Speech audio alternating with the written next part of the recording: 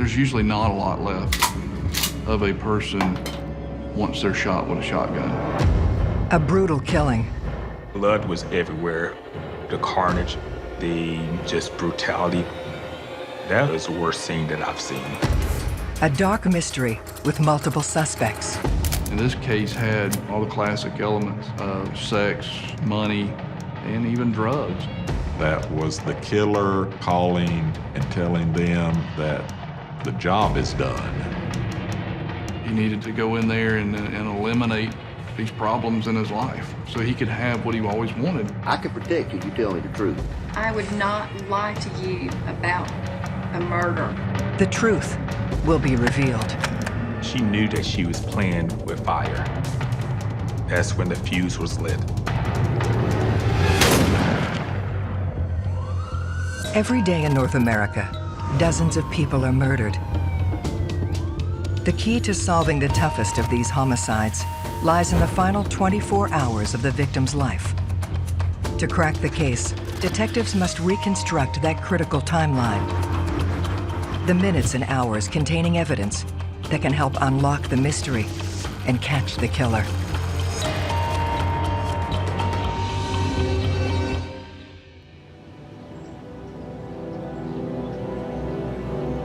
Springfield, Georgia, personifies the small-town charm of the South.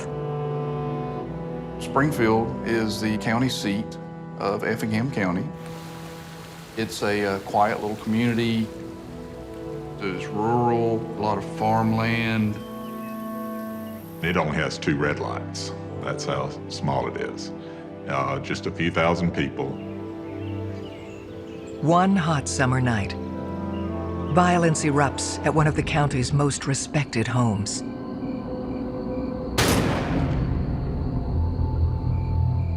In the early morning hours, Effingham Dispatch received a call from a female.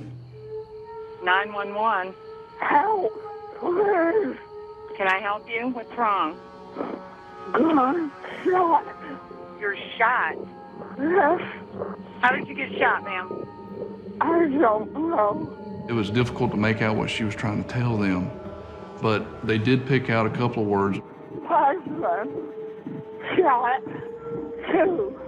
Your husband shot too? Yes, Who else is in the house with you? son. Your son? Yes, Did he get shot too, or you don't know? I don't know. Do you know who shot you? No. Okay, just stay with me, honey. I got somebody coming to you. Just stay with me, okay?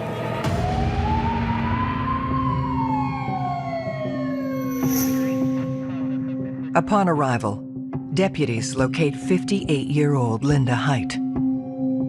When the first responders arrived, they could not believe Linda was even alive. She had taken a shirt and wrapped it around her lower jaw to help stem the flow of blood. The emergency medical services, they arrived on scene and transported her to a local hospital to immediately get her help. The other 2 individuals in the house, one was Linda's husband, Philip, and a son, Kerry. Both of them had sustained gunshot wounds to the head. It was obvious that no intervention would have saved them. Investigator Eric Reiner and Assistant District Attorney Michael Muldrew locked down the scene alongside Effingham County Sheriffs. We knew that this was going to be a very difficult case, that it is going to take tremendous man-hours. The sheriff, knowing that, assessed the situation and called in help, and he called in the GBI, the Georgia Bureau of Investigations. Special Agent Eugene Howard is assigned as the lead. When I approached the scene and drove onto the road where the Heights family lived, the first thing I realized was the remoteness of the location. It was in a rural location, family dwelling down a dirt road. It wasn't in a public area. Inside the home, I noticed the overwhelming smell of gasoline. We immediately realized that the person who did this was gonna try to set the house on fire, to try to cover up the evidence. But the crime scene remains intact. It appeared that the son, Kerry, was shot first. Kerry was in the bedroom to the left. He was shot at close range, and he was shot with what appeared to be a shotgun. You walked down the hallway and you were able to see the father, Philip Height. It appeared that Philip raised up in his bed as a result of hearing the gunshot. Then Philip was shot. Immediately to the right, you see that there was a gunshot through the bathroom door where Linda was shot at.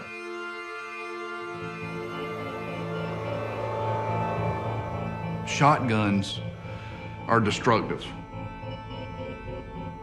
They're large barrels, and there's a lot of different metal pellets that come out.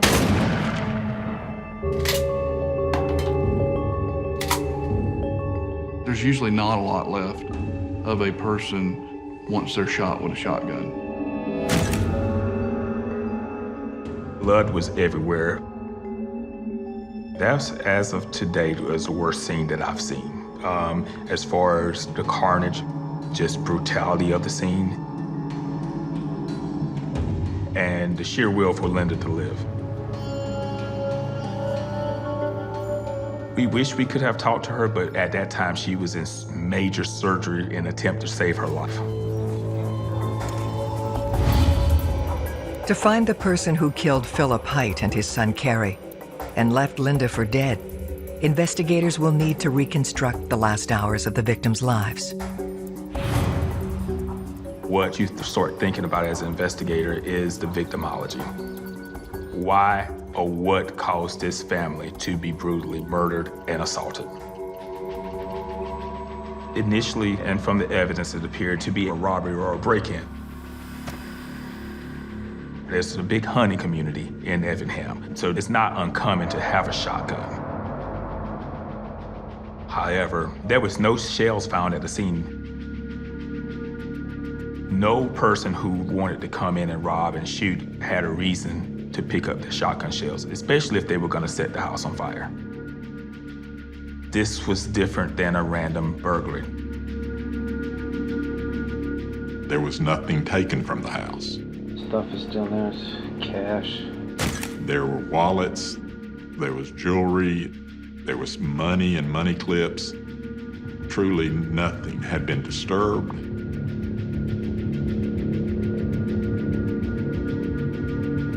Indication from the scene was that the person went in with the sole intent of killing every soul in the residence.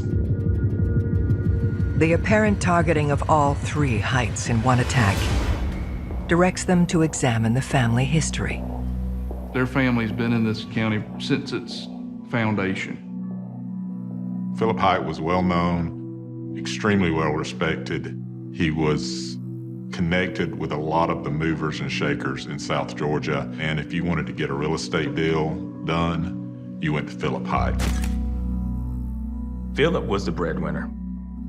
Linda was the homekeeper. She took care of the kids and was the traditional Southern belle and the matriarch. They had 3 sons, Kerry Height, the youngest, Chris Height, the middle child, and Craig Height, the oldest. Kerry was his daddy's shadow, and he actually worked with him every day in their development company. In a lot of ways, they were 2 peas in a pod. Kerry was also married to his high school sweetheart, Robin, with whom he had a boy and 2 girls. They went to notify Robin at her home. They find her there with her children. She was told about the murders. She was distraught. Robin tells police Kerry went to his parents' house at approximately 4 p.m. the previous day and had called to say goodnight to the kids at 8:30. The Heights held family higher than anything else. It was beyond devastating. There's a lot of emotion in all of this, but your job is to solve the murder. Very difficult questions have to be asked. That's your job. It's not like you like to do it. You have to do it. She stated that she didn't have any idea who could have done this. Then she asked, had anyone talked to her brother-in-law yet, referring to Craig. Police locate Philip and Linda's eldest son. Craig was actually living in a friend's hunting cabin, which was several miles away. When we arrived, Craig was upset, just dismay, grief. He gave a statement. He said he had been at the hunting cabin and that he had gone there earlier in the evening and he had been there all night and that he had not found out about the murders until he was called well on up in the morning. Investigators get their first real lead. We found out that Philip's business was in dire straits. He was struggling at that point. Due to the downturn in the economy, a lot of real estate deals were going bust. There were foreclosures left and right. Billions, if not trillions of dollars was lost in the 2008 financial crisis. Millionaires reduced to paupers. And that leads to a number of people having motive to commit murder. One of the investigative tracks that would have had to have been investigated was whether money was owed to clients in the business that the father and the son ran. They might appear successful from the outside, but as in many instances, looks can be deceiving.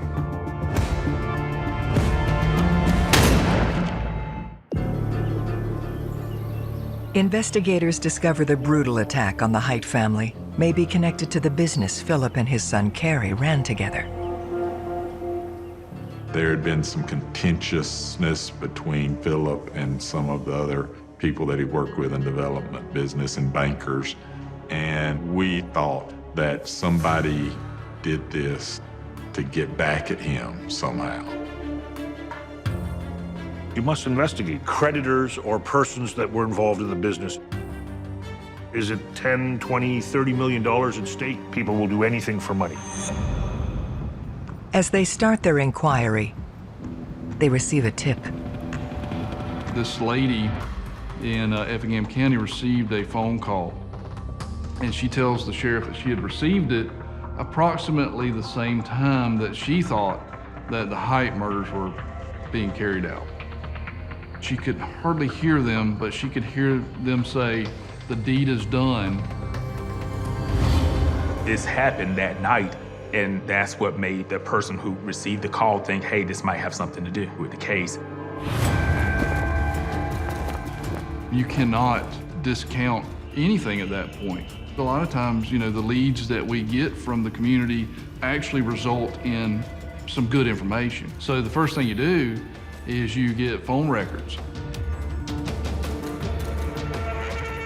We interviewed a lot of people that had conducted business with Philip. We searched his real estate business. We toted out boxes of records, searched through all those records. We could not come up with any credible information that would lead us to a motive for the crime. People argue, but it doesn't mean that they're going to kill you. Maybe he did have an exchange of words, but that was not a viable motive for murder. Philip would not have made any decisions that would have jeopardized himself or his family. He just wasn't one of those type people. He wasn't dealing with the mob. He wasn't borrowing money from loan sharks. He was a hard businessman, but he was a businessman. Police pore over phone records, finally locating their mystery caller. It was just a random telephone call in the middle of the night for someone that was doing some repair work at a restaurant. That person called and said, hey, the job is done, and they called the wrong number.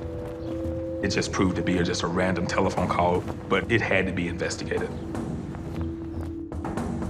They turned their focus to the middle son.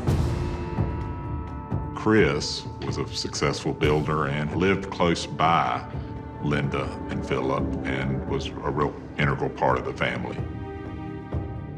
He was devastated beyond belief. Chris tells investigators he was at his parents' house at 4 p.m. when Carrie first arrived. Chris was in a hurry to get home, feed his children, bathe his children, get ready for their school the next day.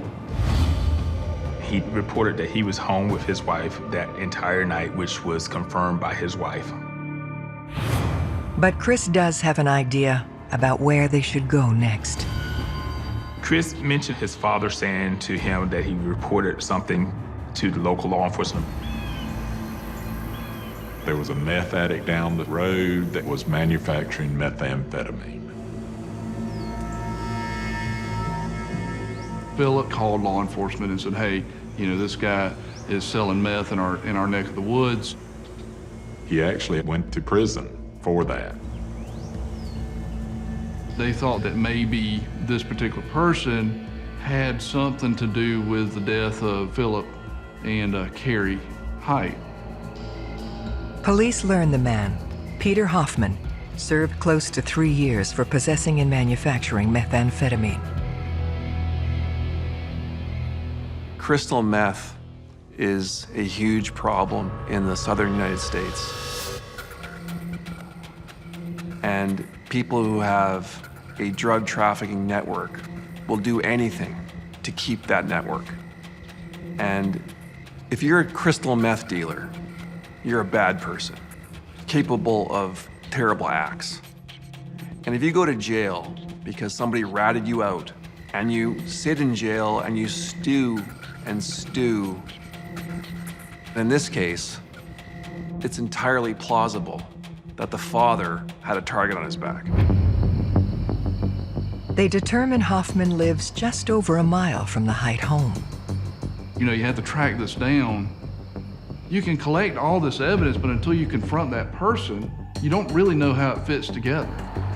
You knock on the door, you talk to the guy, and you do an interview. Hoffman claims he was nowhere near the Height house that evening. We've all done this for many years, so we get a feeling on whether or not someone is being honest. You can tell if something's off. You speak with them and question them about the evidence that you've collected, and you look at the reaction, and it kind of helps you synthesize this evidence and see if it's actually something that you can use that points to the guilt or innocence of the person. And in that particular case, did not pan out. It was a very tantalizing rumor, but there was absolutely no evidence that this guy had any ill will towards the Heights when he got out. Investigators turned back to the scene for more clues. We noticed that there was a key in the door, and it was a true deadbolt, which means it's keyed on both sides. Through the family, they learn of a backup key used only for emergencies. Only a handful of people knew about this secret key that allowed access to the house. It was kept in a utility room off the carport in a special little notch above the door, and it would not be something that even a trained burglar would normally find. When the garage is searched, that key is missing. So we knew that that was the key from the secret hiding place. It would lead me right away as an investigator to believe this was some form of what we'll call an inside job.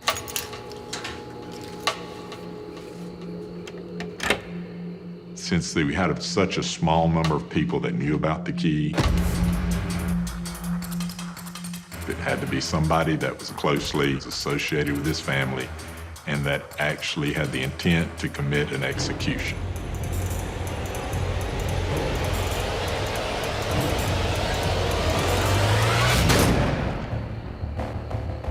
They press the family to identify anyone with knowledge of the key. One name stands out. There was another particular person that came in interest, and that was John Henry, Robin Heist's brother. It was mentioned to us that, well, John Henry goes onto the property all the time, and he would know where the key was at. John Henry was mentioned by the family because he had personal problems. And so you have a person of interest who has access to the deceased house. You have to now track the suspect's movements in those 24 hours to figure out whether or not this is the person who did it.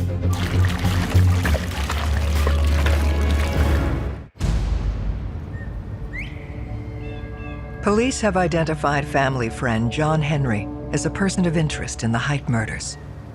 We found out that he was a very, very close friend of Carrie Height. Carrie got him a lot of jobs. He was a handyman. This friendship makes Henry's potential motive for murder unclear. Most murders are committed between people who know each other, and it usually comes down to a factor involving the relationship itself. In these cases where that person either orchestrated or committed the murder, identifying motive, it's not so easy for the detective. You can't have that tunnel vision. You still have to step back and investigate the whole case. They track down John Henry at his home. He claimed that he was actually in Charleston, South Carolina for the 1-year anniversary of his marriage, and said they were staying at a nice hotel about 2.5 hours away from Springfield, Georgia. If he's got an alibi, then typically you tell the police right away you've got an alibi and you provide alibi evidence. We went to the hotel that he stayed at, picked up information from there, verifying that he was there. John Henry absolutely loved Carrie Height. After looking into his alibi, learning about his close relationship with Carrie Height, just wouldn't have been possible for him to have committed this act. He knew about the key, but he didn't do it. We find evidence and we follow the evidence, and wherever it leads us is where we go. You have a theory, theories change. Eliminating suspects can often be more important than identifying suspects. The end goal, of course, being that there's one name left. As you eliminate leads, you're narrowing focus, you're really putting everything into it because you got to run it out. You know, you've got to make sure because it's a person's life.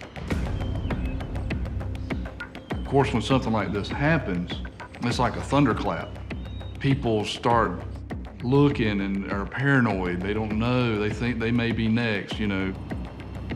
Especially in this area of Effingham County, because it still has that small town vibe.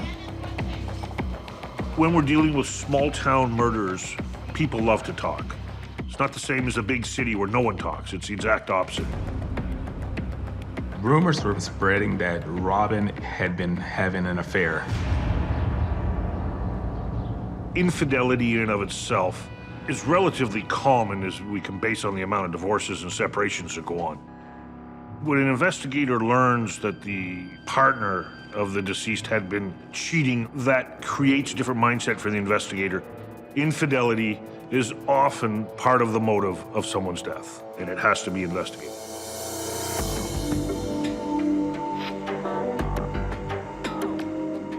When we contacted Robin Height about it, she was forthcoming with the information. She didn't try to hide the fact that there was an affair. She said The affair had been going on for some months. When you start fooling around on your spouse, it's a recipe for disaster, and the chances of it not ending well, vis-a-vis in a murder, are extremely likely. Believing Carey may have been the main target, they need to determine his wife's whereabouts on the night of the crime. Robin Height reported that she was at home all night. There was dozens and dozens of man-hours spent tracking that down and getting cell phone records. Her cell phone was at the house all night long. Robin never left the residence that night. But what detectives soon discover changes everything. She was having an affair with her brother-in-law, Craig.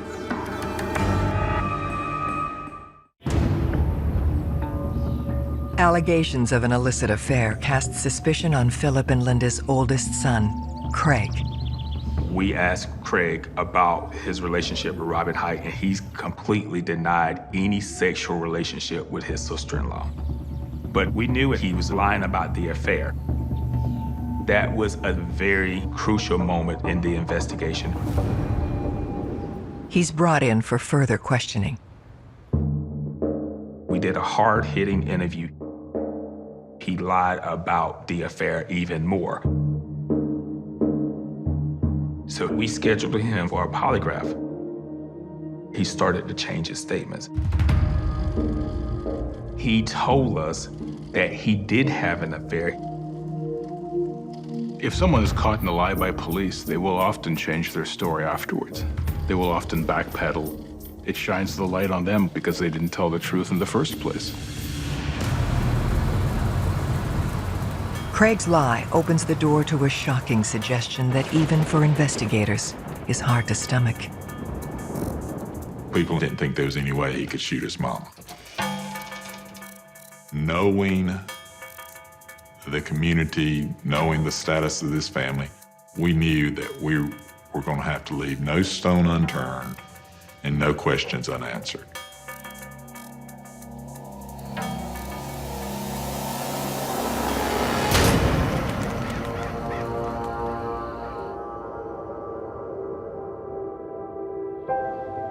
After multiple surgeries, the sole survivor of the attack comes to. The doctors at the hospital could not believe Linda was alive, and everybody just agrees that it's a miracle that she made it. Linda is pressed for details about her attacker, but the impact of her trauma proves too great. She did not know who the person was. They were allowing other family to come in. Chris, her middle son, came in to see her first, and they had a very sweet reunion. As soon as he left, Craig came in. And everyone noticed that the heart monitor started racing. Blood pressure, heart rate, everything skyrocketed. He was just there a couple of minutes and he left. And then her heart went back to normal. Family members were picking up on the fact that Craig showed visible sickness when he was found out that his mother would make a full recovery. Craig's mother is unable to provide more information, so Special Agent Howard turns to her middle son, Chris, to see what he knows. Chris indicated the family was just learning of the affair. This was just tearing his family apart. For Philip to see the family that he and Linda had nurtured fall apart because of his oldest son's affair with his youngest son's wife, it was beyond devastating. Chris says the conflict had recently come to a breaking point. Craig was told an ultimatum that if he did not leave Robin Height alone, and leave Carrie's family alone, that he would be completely removed from Philip's will. At the same time, Carrie was trying to remove Robin from his will. Wills can tear families apart if the content of the wills are known. If it is disclosed that a person's not included in the will, or one person's getting more than another person, that could be a motive for someone to get very upset and perhaps commit murder. Amid the denials, Carrie and Philip look for tangible proof of the affair. Carrie installed a GPS device on Robin's vehicle. And so they knew where she had been going. On that Saturday and that weekend, Craig and Robin spent the weekend together. A friend of Philip's, who owned a helicopter, was asked by Philip to fly over this hunting cabin where they suspected Robin was meeting him. He flew over, took some photographs of them. Craig came to the immediate conclusion that that was his daddy sending somebody to spy on him.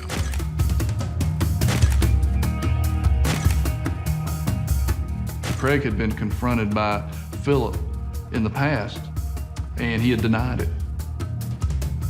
Craig couldn't deny the fact that they were having an affair anymore. Craig was upset. He knew that everything was coming to an end.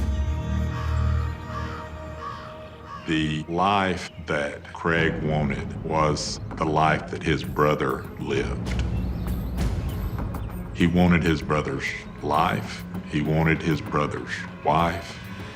Conflicts between brothers is as old as the Bible. It's as old as mankind. It's as old as history itself. That Sunday, Carrie confronts his wife, Robin. He says, I'm leaving, I'm filing for a divorce. Carrie decided to go stay at his mother's house, which was the first time he had stayed there since their marriage. When Carrie got there, he actually requested Chris to witness his signing of a new will. Chris told him, I don't have time right now, but we'll do it later.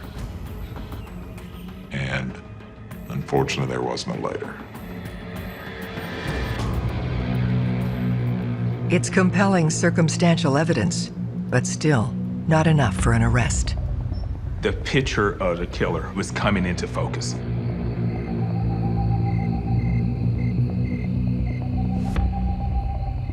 But there was no physical evidence, no eyewitness, no DNA.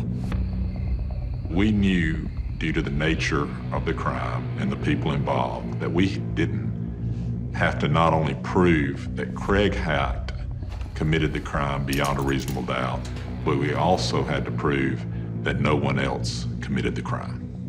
That's different from most cases. They need to place the gun in Craig's hands. We determined the shotgun type that he used and the shell that he used would cause a mark, would leave a really big bruise.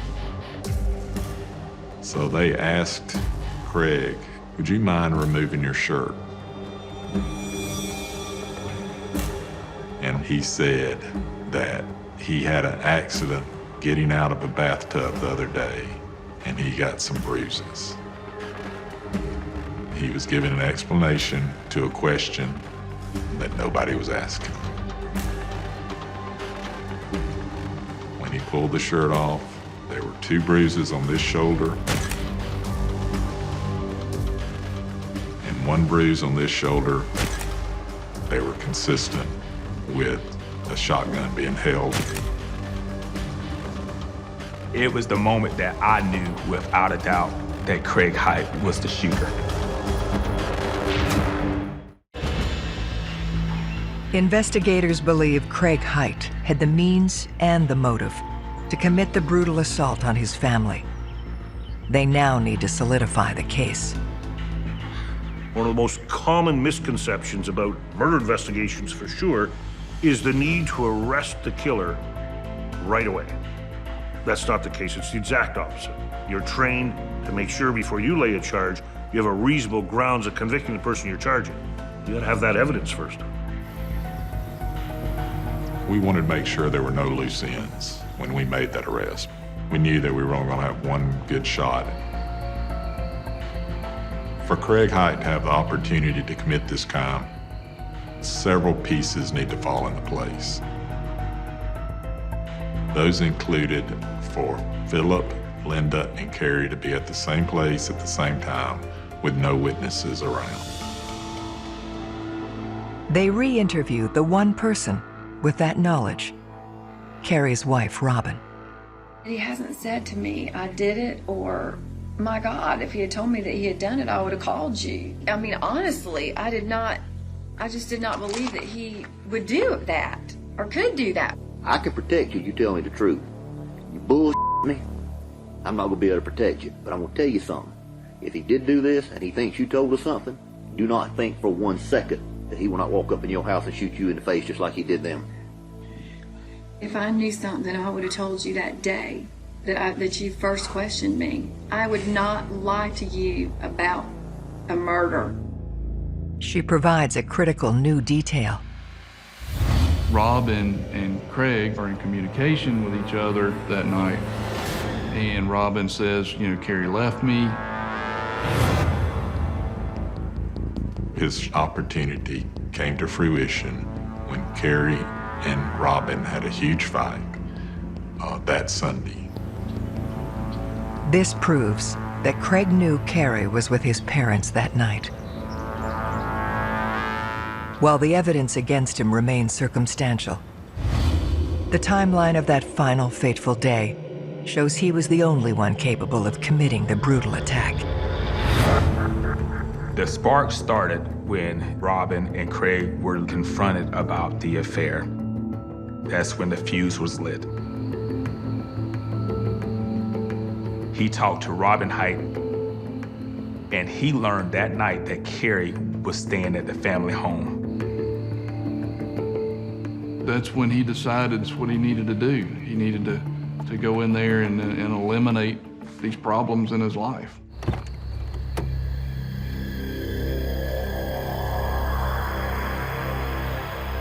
He got his shotgun. He goes over to the home.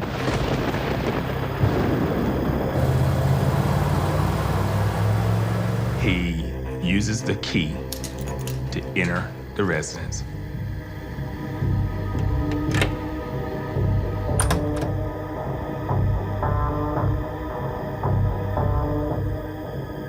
He goes in and he shoots Carrie, point blank, and rushes in to shoot Philip, who's awakened by the sound of the shotgun.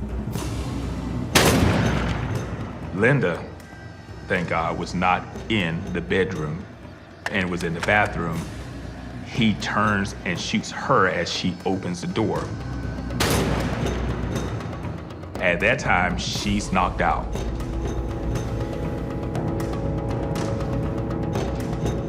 He picks up the shotgun shells. He goes out, he gets the gas. He pours gas.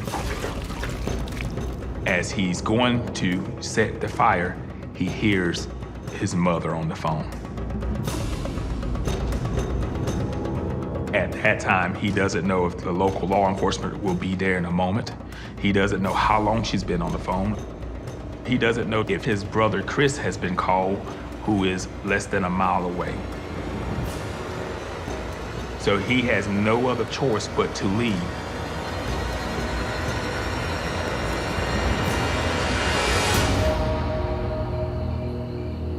Police are now certain of his guilt, but as they prepare to make the arrest, they make a disturbing discovery. Craig had actually moved into the home of Carrie Height and Robin Height. and began to take over a father figure role. Craig was taking over his brother's life. He was raising his kids, driving his truck, sleeping with his wife. It just was appalling. We received the telephone call that at the end of the school year that Craig and Robin were moving to South Carolina. On May 22, 2009, 9 months after the murders, Craig Height is arrested. I truly believe that Craig is a sociopath. That's the only way somebody could commit the crimes that he committed. When she is informed, Robin has a surprising response. Initially, Robin didn't believe that he was involved. I'm telling you, he is the one. You've seen the warrants that killed your husband, his father, and shot his mother. He just kept saying, I did not do this. I swear to you, I did not do this. And I just believed him. He really had a lot of control over Robin. But after his arrest and he no longer had control, she became more forthright into their relationship and what all had happened. Robin's mindset started changing about his possible involvement. As the trial begins, the family remains divided. There are some members of the family that want to believe that he was not involved. Chris never could reconcile the fact that his brother committed these horrific crimes. I truly believe Linda knows that he committed these crimes, but you have to remember that, she's still Craig's mother. She lost one son. She was about to lose another one. No mother would ever want to admit that she raised a son that's capable of doing what Craig did.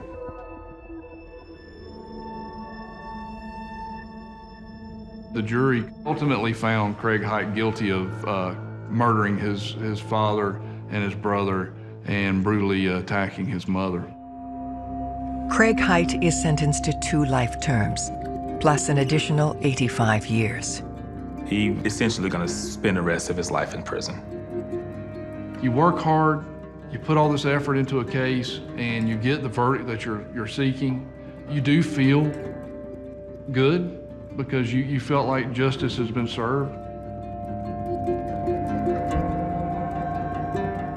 But on the flip side of that, you still have a broken family and community that was going to take a long time to heal. Your heart goes out to that family.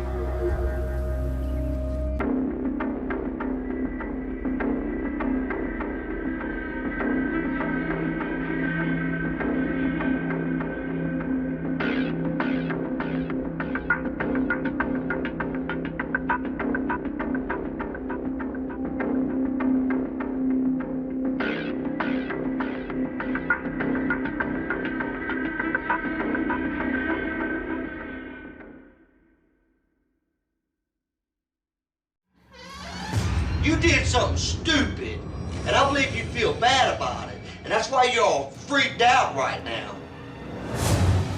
An innocent victim.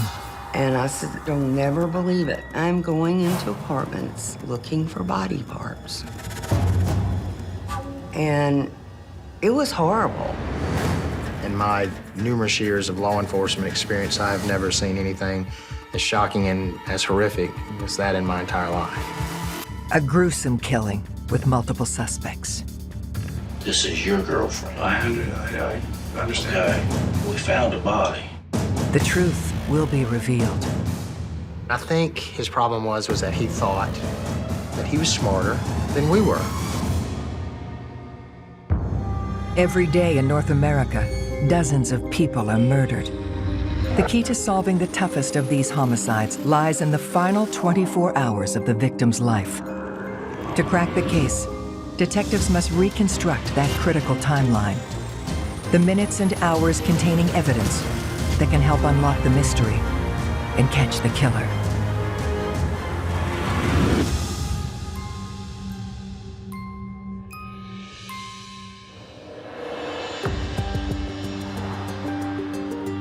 Macon, Georgia.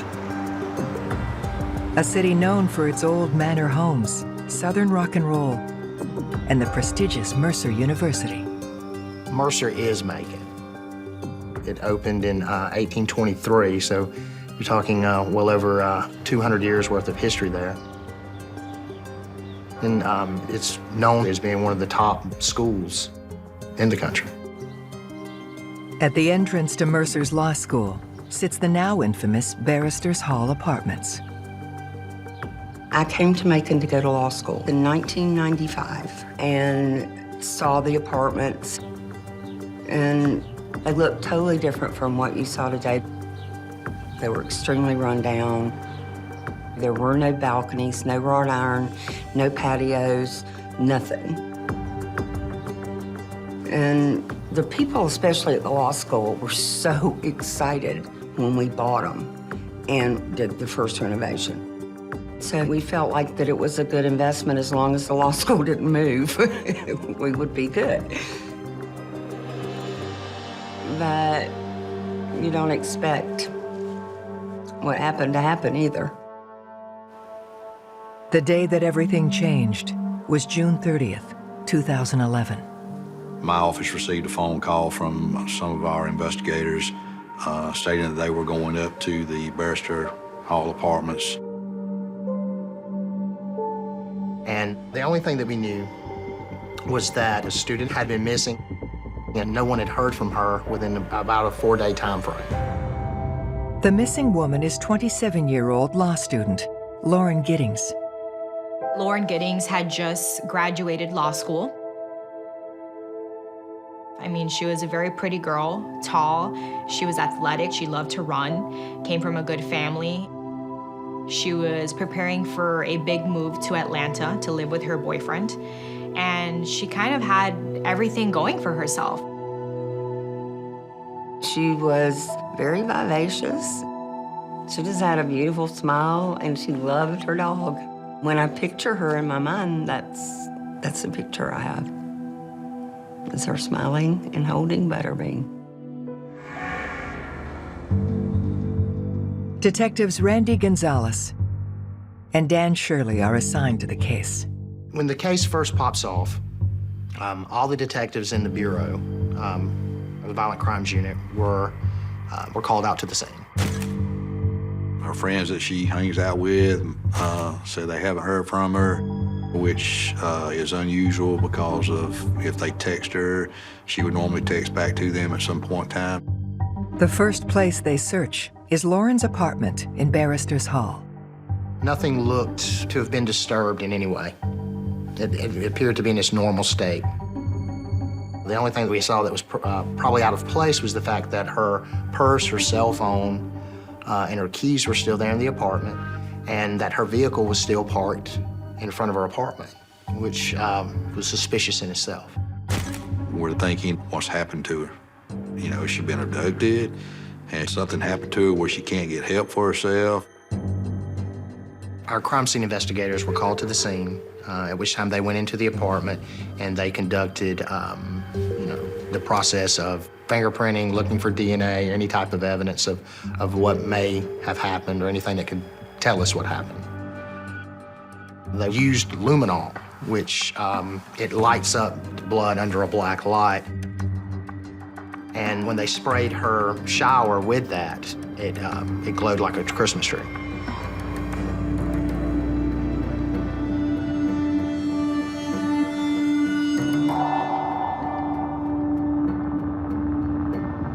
So we knew that something had happened in Lauren's apartment and left a large amount of blood behind. But we just didn't know what. It's a troubling discovery, and it sends investigators out into the neighborhood in full force. So we started canvassing the area. We were speaking with neighbors. At the time, there were only a few students from Mercer that was left on campus. Most people that are cooperative with us, they don't have anything to hide. And they're sincerely want to help. One of those concerned friends is Lauren's next-door neighbor, Stephen McDaniel, who is holding out hope that Lauren may still be alive. Do you know anybody any enemies she might have had, somebody that might want to hurt her? No, we don't know where she is. The only thing we can think is that maybe she went out running and someone snatched her. The problem is, like Lauren's other neighbors, Stephen had his head down studying for the bar and didn't see or hear anything. It does make it challenging because everyone's kind of preoccupied with their own thing, so no one's noticed anything out of the ordinary. Then, investigators make a grisly discovery. We were outside of Lauren's apartment complex in front of the building. It was kind of a windy day, a little bit, the wind was blowing, and we would smell an odor, like a foul odor every once in a while. And, was just trying to figure out, was what it was. That smell led us to a trash can that was located outside of Lauren's apartment building. So when we opened up the trash can, there was a black trash bag pulled out, and upon opening it, we located a torso inside those trash bags. In my numerous years of law enforcement experience, I have never seen anything as shocking and as horrific as that in my entire life.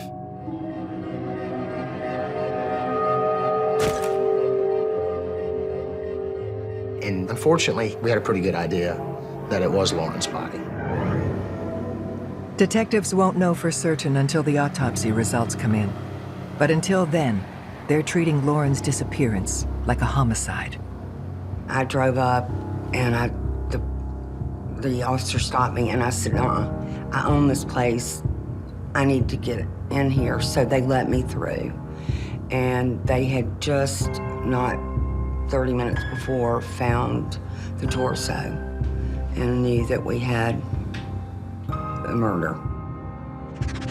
Based on the decomposition of the body, the medical examiner believes Lauren was likely killed between Saturday morning, June 25th, and Sunday evening, June 26th. Murder is a bad thing, but you take somebody's life and then you're going to cut the body up. My thoughts are, what kind of person would do something like this? What kind of mindset does a person have that could treat another human being like this? I was just in shock. This happens to other people. It doesn't happen in your neighborhood. It doesn't happen in your life. To catch her killer, detectives will need to unravel the last 24 hours of Lauren Giddings' life. We knew that we were dealing with a different kind of killer than what we were normally used to. We didn't know if it was a serial killer, someone traveling through town. We didn't know if it was a jilted lover.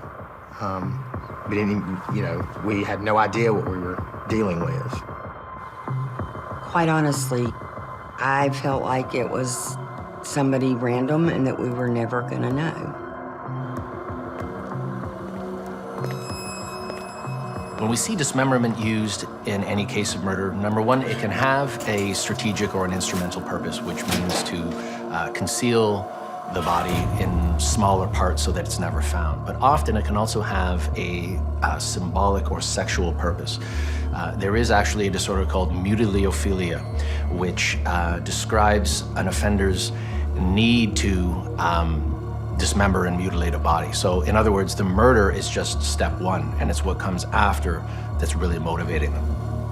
As you would imagine, with a crime of this nature, it just sent panic through the community. So we were trying to establish a suspect in this case as quickly as possible. Detectives turn to Lauren's best friend, Ashley, hoping she can help fill in Lauren's whereabouts during the window of time they believe she was killed. Ashley stated that the last time she saw Lauren was on June the 24th. She and Lauren, along with some other friends, had went to a bar downtown. One of those friends is a man named Joe. Ashley said that Lauren and Joe had previously been in a relationship, but they had since broken it off. She said Lauren's current boyfriend lives in Atlanta, but she and Joe remained friends. Ashley described the night. I mean, it was just a normal night. They went down to blow off some steam from studying for the bar. Everybody seemed to be happy and having a good time. Ashley said that after they left the bar, everyone went back to Joe's apartment. They had some more drinks, and Lauren had spent the night at Joe's house. It wasn't until 4 days later, when Ashley hadn't heard from Lauren, that she went over to her apartment to check on her. No one's that surprised when they don't hear from Lauren for a number of days, and that's normal when you were in the midst of studying for the bar. It's everybody goes into their hole, they don't want to speak to the outside world. Joe was immediately considered a possible suspect in the case. Usually the first people that are looked at are the ones closest to him. Boyfriends, husbands, ex-boyfriends. So in Joe's case, he wasn't the one that cut the relationship off. So there's a possibility there for quite possibly a jilted lover. Detectives bring Joe down to the station to question him about the last time he saw Lauren. He confirms that she stayed the night at his house, but says she left alive and well the next morning at 8 a.m. Joe's story makes him the last person, if that story is true, verified as seeing our victim when she was last alive. And while there's nothing on the surface wrong with that story, unfortunately, as an investigator in this line of work, you have to think dirty. You have to start thinking, is this story a play? Does he know more? Did something involving alcohol happen that night that he hasn't told people?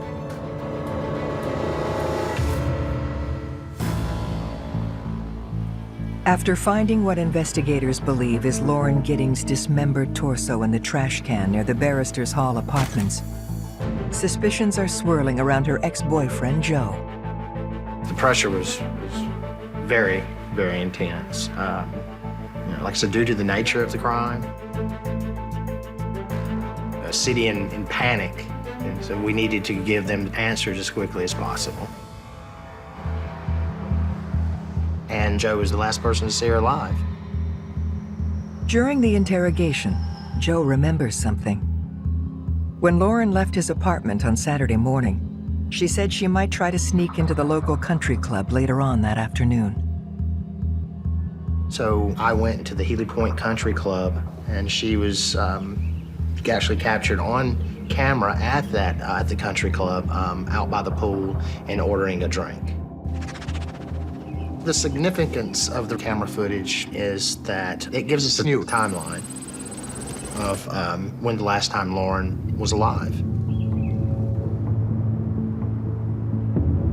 With Joe's story checking out, investigators shift their focus to Lauren's current boyfriend, David Vandiver.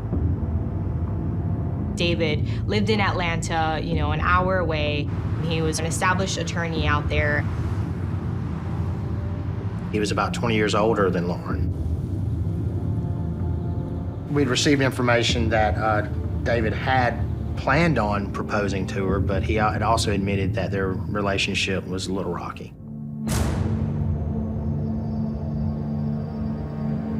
I think I met David one time in passing.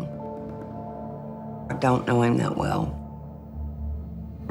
But I can tell you that the family wasn't enamored with David. I don't know if he just liked being single and didn't really want to commit. I don't know. But I know that at least her cousins were not happy with the relationship. Detectives asked David to come down from Atlanta for questioning. Being that he was her current boyfriend, we wanted to see what he knows about Lauren. When's the last time he's talked with her? When's the last time he's seen her? Detectives decide to keep their cards close to their chest while they suss David out. David, I want to talk to you over here. What kind of relationship did y'all have? I mean, did she have other boyfriends? Not that I'm aware of. Let me see your hands for a minute. Yes. Was that a blister from golf? That's the picture I sent her in a text. I got to, because the guy totally changed my swing, and I swung the club probably 2,000 times. Listen to me. Yes, sir. I'm asking you for your help. Yes, sir. This is your girlfriend. I understand. Okay. Because we can't find her. Okay? Okay. And we found a body. We don't know if it's her or not. David immediately claims he has an alibi, that he was in California golfing from 9:40 a.m. Friday morning until Monday morning at 6 a.m. David said that he didn't speak to Lauren the entire time he was in California. So you're telling me the whole time you were going to California, you didn't call her, check in with her, or nothing? No. Then you land in Atlanta and just go back to your apartment or a house, wherever you live in Atlanta, and you didn't even call her and tell her you were home or anything? No, I thought it was going to lead into a whole uncomfortable or awkward conversation about when are we going to get married and stuff like that. And I'm just like, my reaction to that is always just to kind of back away. If you're in a relationship with someone, to me, it's kind of unusual that you don't talk with someone, within 5 days. I mean, not even a phone call or text. It's kind of one of those moments when you think, well, does he know something about this? Is he involved in this? When you look at the list of the 10 most common occupations or overrepresented jobs among psychopaths, two of those 10 have one thing in common. They both deal with the law, police officers and lawyers. And unfortunately, the nature of the law is such that it draws people with a wide array of motivations, including some people with some pretty scary long-term objectives. People that she goes to school with says that y'all have had problems. We've never had recently. No, I understand that, but no. Do you have a key to her apartment? No, sir. No, sir. David had a lot of motivation there.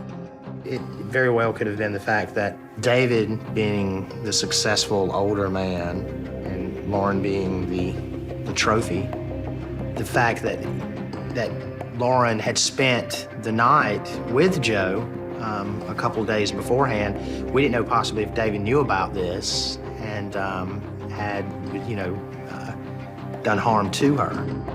You don't know anybody that might want to harm her? No, sir. Are you worried about that being her? Absolutely. Absolutely. While David appears suspicious, his alibi checks out. But before he's released, he reveals a disturbing piece of new information. So in interviewing David, he did provide us with an email that Lauren had sent him saying that she thought that someone had possibly broken into her apartment. David says he never responded to that email. We know at least on Saturday night at 10 o'clock when she sent that email that Lauren was alive at that time frame. Detectives begin to develop a new theory about Lauren's murder.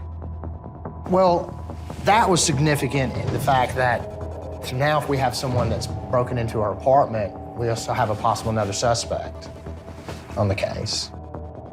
It's possible that someone was actually stalking her.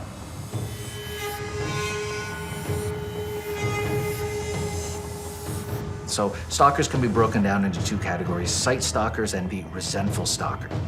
And this type is strongly correlated with subsequent acts of violence. This is someone whose anger about being rejected, about being overlooked, about being humiliated in their mind by a specific person justifies and rationalizes what they do next.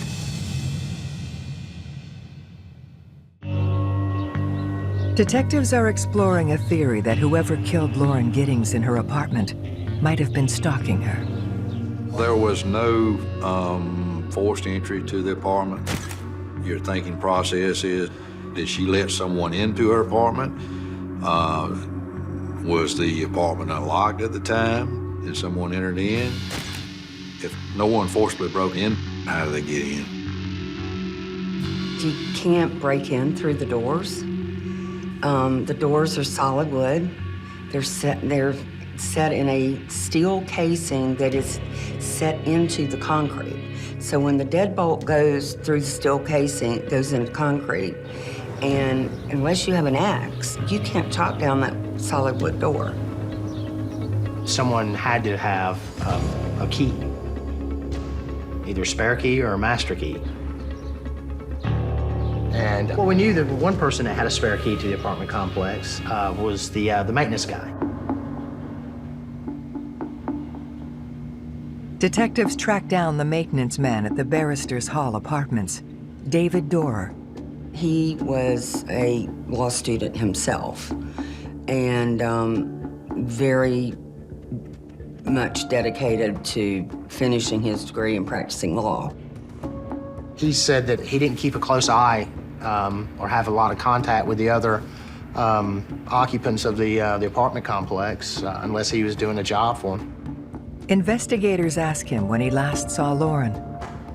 He had informed us that he had been to Lauren's apartment a couple of weeks prior to us finding her body. David Dorer says that he too was consumed with studying all week and therefore can't provide a solid alibi.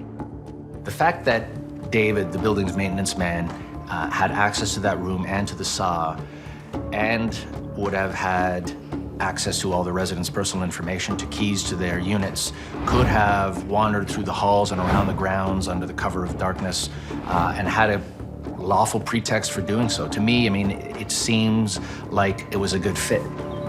When the autopsy results come in, confirming that the torso does belong to Lauren Giddings and that she was likely dismembered with a hacksaw, detectives go on the hunt for the murder weapon. And they asked to see in the laundry area. We let them into our lockout closet, and all of our, as I told you, all of our tools were hanging there. And there was a saw there, but it was one of about 3 saws that was on the peg. And they asked, are these your tools? And I said, yes. I had no reason to think they weren't. They all look alike. But one of those saws isn't like the other. It shows positive traces for blood. If I was a betting man and I found this hacksaw covered with what appeared to be human blood in the same building complex as Lauren, who was dismembered, I mean, I would be betting 100 to 1 that that was her blood on the saw. At that point, it shoots the maintenance man up to the top of the list of being a possible suspect. When they ask the maintenance man if the hacksaw belongs to his set of tools, he denies it. The maintenance man told us that he didn't know anything about the hacksaw, that he'd never seen it before.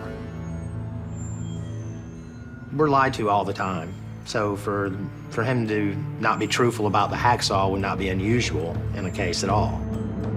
The question then is, if he was so careful about disposing of the victim, why leave the most incriminating piece of evidence essentially in plain view in a room only he had access to? It almost seems too convenient.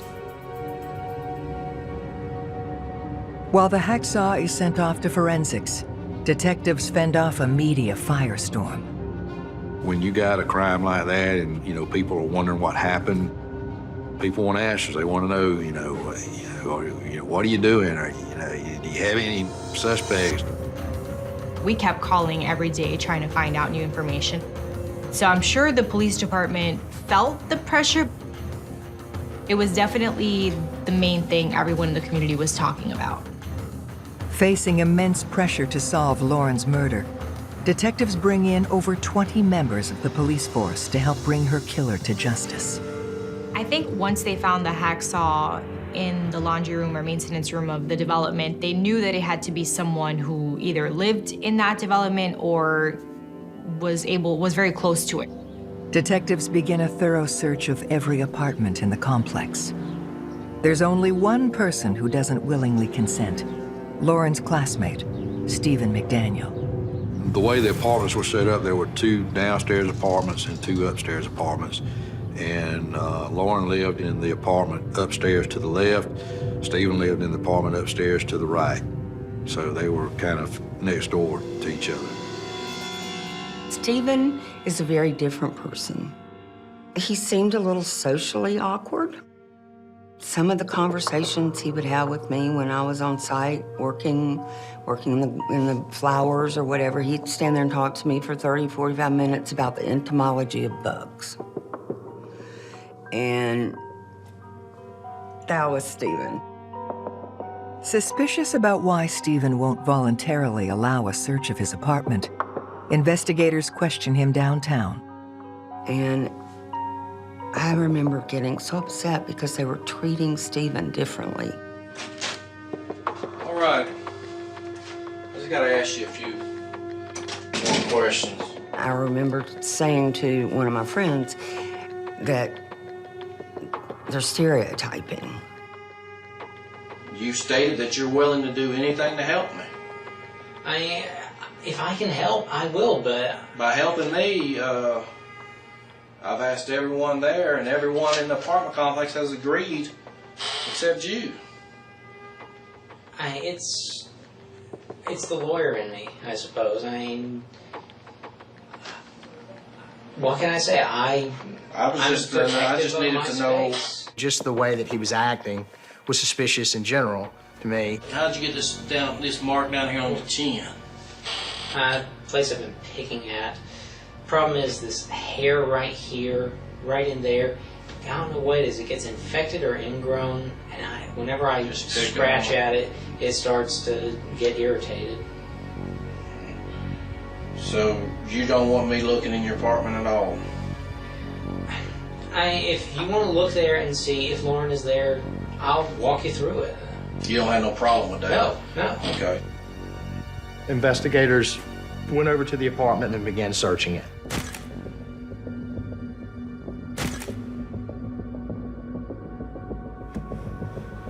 They had noticed in his apartment condoms.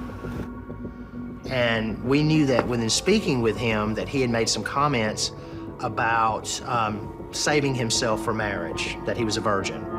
So when the investigators questioned Stephen about these condoms, he spontaneously stated that he had stolen them out of some of the other residences' apartments. The fact that Stephen confesses to having burglarized apartments in that complex, to me, is the game changer. We know, first of all, that burglary is the most common first crime among both homicidal and non-homicidal sex offenders who are currently incarcerated. It is a gateway crime. As suspicions deepen around Stephen, investigators pore over several news interviews that he gave the day the torso was found. I mean, we just don't know where she is.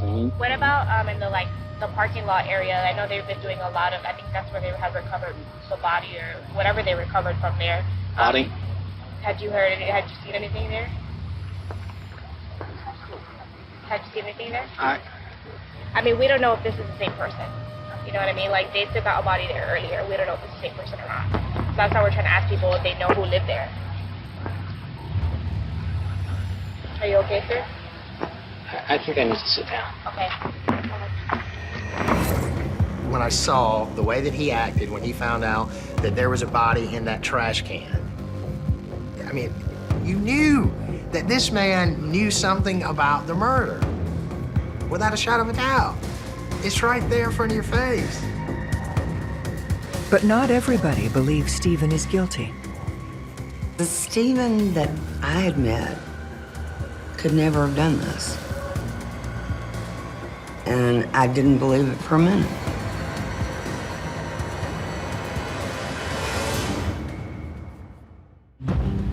Stephen McDaniel has confessed to burglarizing his neighbors, leading detectives to wonder whether he was the stalker who murdered Lauren Giddings in her own home. We were able to take a burglary warrant out on him. He was subsequently arrested on that burglary and held until we were able to possibly get enough evidence to prove murder.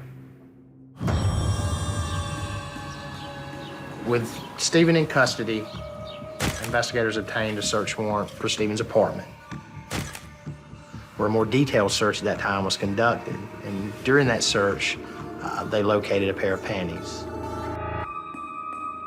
So in my mind, as a psychologist, I'm thinking, What is Stephen's fantasy life? What is he thinking about?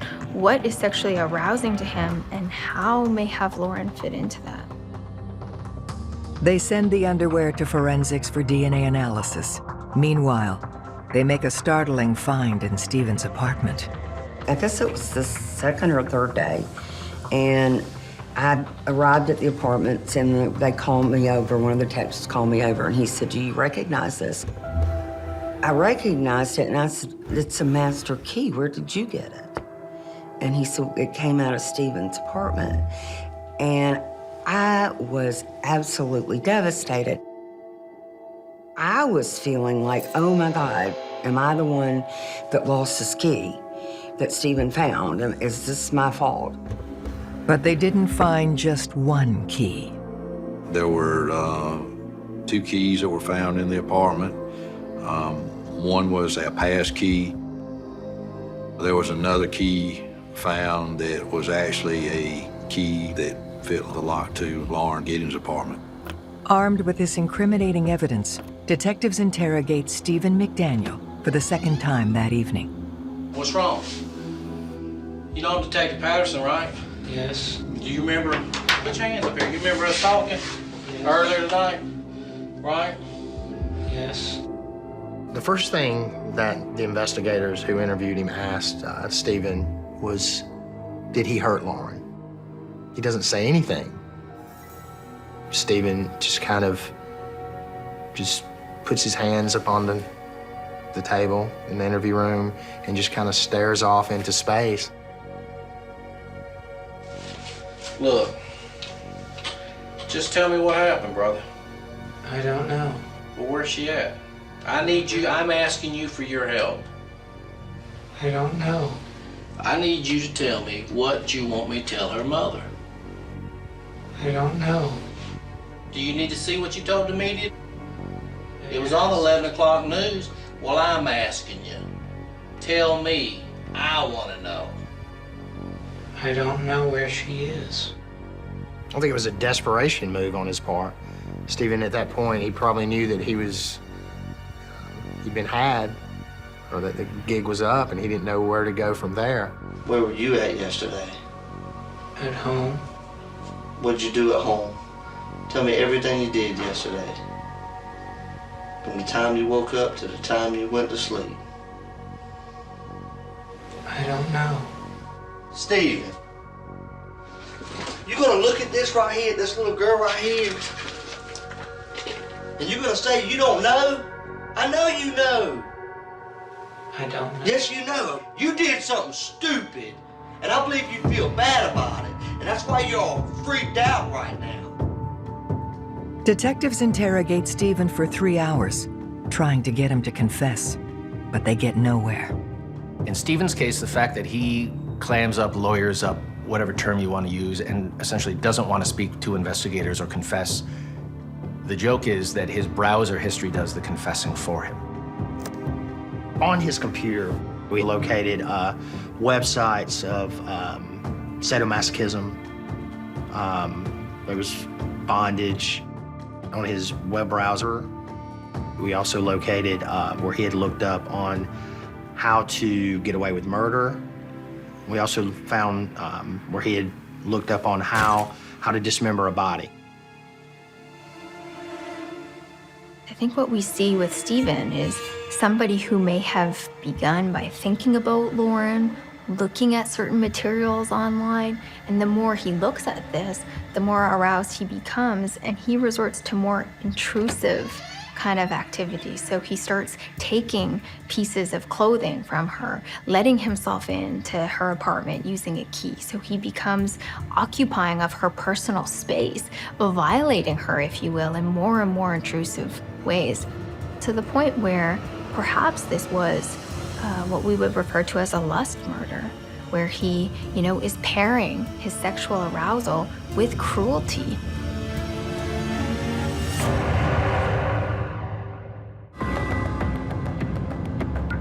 Working to build a solid case against Stephen McDaniel, detectives are digging for irrefutable evidence to charge him with murder. Everyone thought he did it. At this point, He was in jail for the unrelated burglary charges, and there were search warrants executed at his apartment almost every day for weeks. They just kept pulling out stuff out of his apartment. What they find is a cornucopia of weaponry, handguns, a semi-automatic rifle, an entire collection of knives, and even a samurai sword. But the most damning of all, the packaging from the hacksaw was found in his apartment. And the packaging matched the hacksaw that was located in the maintenance room of our hall.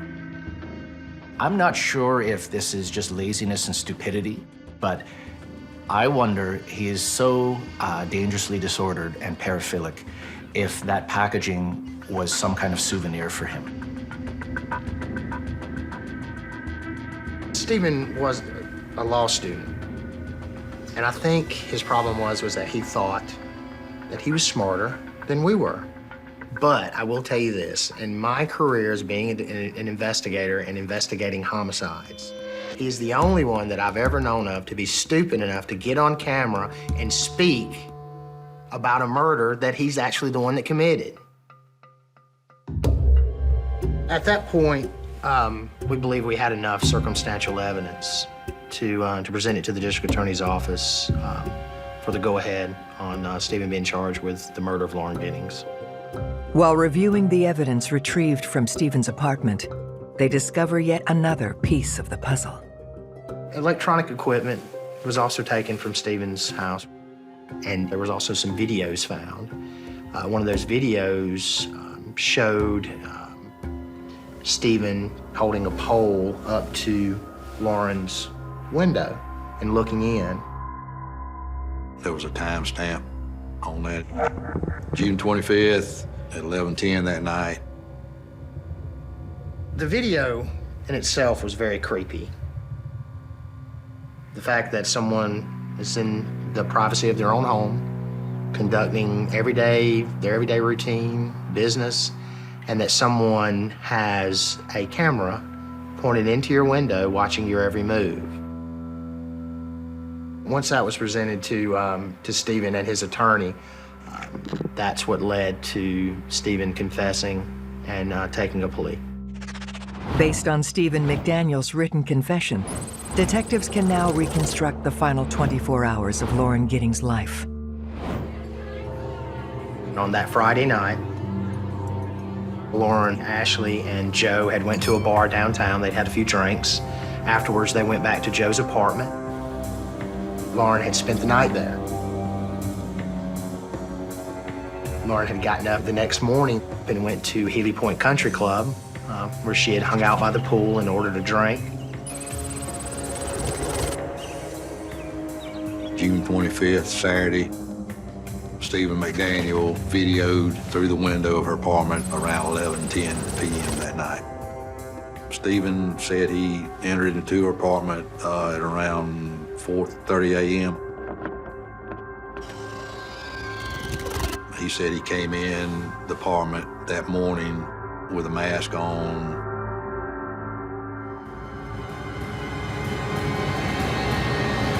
She awoke and screamed, "Get out of my apartment." At some point during the struggle, the mask was pulled off. She saw it was him.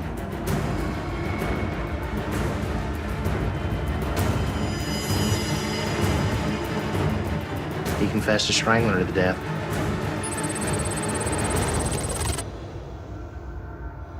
He dismembered her in the shower. Stephen did admit to taking the rest of Lauren's body parts and distributing them throughout different trash bins in the neighborhood. We searched the landfill to see if we could find anything related to Lauren. We didn't find anything at all. There's only one person that knows where the rest of Lauren is, and that's Stephen McDaniel. I think that for Stephen, the clock ran out. He didn't think that police were gonna find that torso that morning. He was counting on the dumpster coming in and picking up that trash bin and taking it to the landfill. After that, you know, everything was in motion and he didn't have time to catch up. I believe Stephen's motive was purely lust, murder, all wrapped up into one. As far as I'm concerned, Stephen McDaniel is the poster child for a sociopath. He knew exactly what he was doing. He planned the murder, and then he carried it out. He's the worst kind of killer. Stephen McDaniel is sentenced to life in prison for the murder of Lauren Giddings. Initially, they were going to go for the death penalty on this case, but due to the fact that Lauren didn't believe in the death penalty, they did not want to hand it out to Stephen in memory of her. Detectives believe they may have stopped a serial killer in the making. I think that if he had killed once, that it's possible that he could kill again. I don't think that anybody would be safe with him back on the street again. The fact that they were able to catch Stephen McDaniel and arrest him for the murder, I think brings some relief to the family, but it doesn't change anything. How can you get through something like that? Especially when the last few hours of Lauren's life, they have really no idea what happened or what went through her mind. And then to not be able to give your sister, your child, a proper burial, I mean, it's heartbreaking. When you have someone that you love taken from you, there's nothing that anyone can do to give you closure, even catching the person who did it. You're scarred forever.